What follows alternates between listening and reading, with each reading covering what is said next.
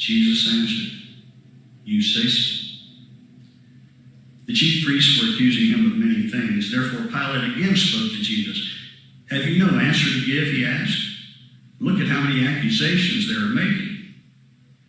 Jesus astonished Pilate by remaining silent.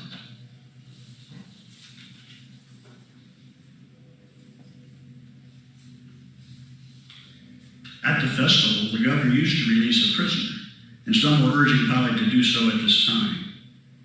Now there was a notable rebel in prison, with those who had committed murder during the insurrection. His name was Barabbas. Therefore the chief priests arranged a demonstration to demand Barabbas. Pilate asked them, "Whom do you want me to release for you, Barabbas or Jesus the Anointed One?" The demonstrators shouted, "Barabbas!" Pilate responded, "What shall I do then with Jesus the Anointed One?" The crowd shouted, "Crucify him!"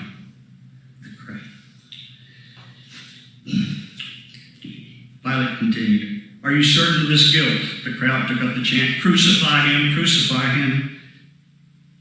Again Pilate spoke, "Shall I crucify your king? We have no king but Caesar." Then, but Jesus the Anointed to his soldiers for scourging and crucifixion.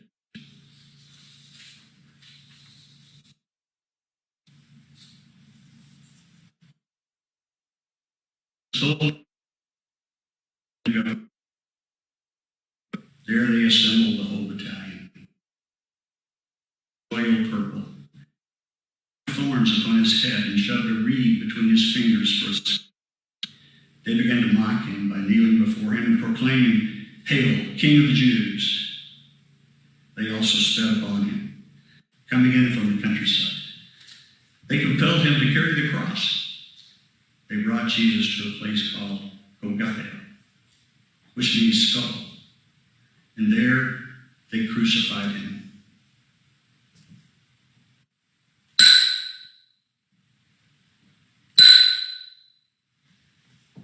They offered him wine mixed with myrrh, but he refused it. His garments they divided among themselves, casting lots for them. Over his head they inscribed the charge against him, "The King of the Jews." Also there were 2 insurrectionists crucified with him, one to his right and one to his left. Those who passed by were shaking their head in derision and saying, "So you would destroy the temple and rebuild it in 3 days? Save yourself. Come down from the cross." Likewise, the priestly collaborators mocked him as they said to one another, "He saved others, himself he cannot save. Let the Anointed One, the King of Israel, come down from the cross, that we may see and believe." Even the 2 crucified with him reviled him.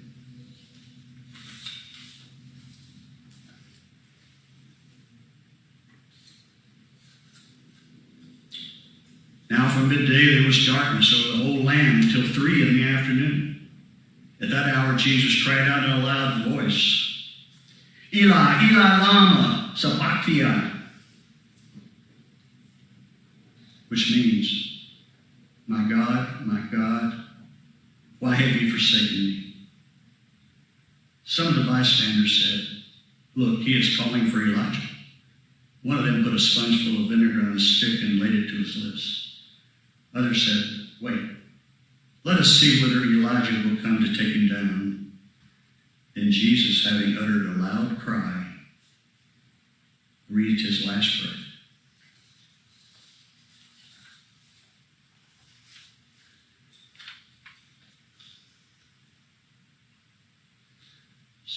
Suddenly the curtain of the temple was torn in 2 from the top to the bottom. The earth shook and the rocks were split. Even the tombs of the dead were opened.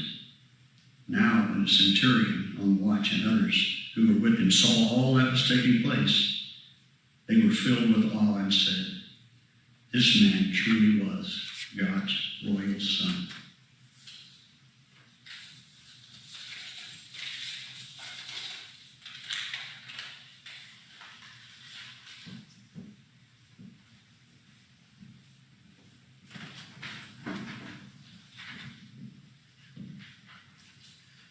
Were you there when they crucified my Lord? Were you there when they crucified my Lord? Oh, sometimes it causes me to tremble, tremble, tremble. Were you there when they crucified my Lord? Were you there when they hung him on the tree? Were you there when they hung him on the tree? Oh, sometimes it causes me to tremble, tremble, tremble. Were you there when they hung him on the tree? Were you there when they pierced him in his side? Were you there when they pierced him in his side? Oh, sometimes it causes me to tremble, tremble, tremble. Were you there when they pierced him in the side? Were you there when the sun refused to shine? Were you there when the sun refused to shine? Oh, sometimes it causes me to tremble, tremble, tremble. Were you there when the sun refused to shine? Were you there when they laid him in the tomb? Were you there when they laid him in the tomb? Oh, sometimes it causes me to tremble, tremble, tremble.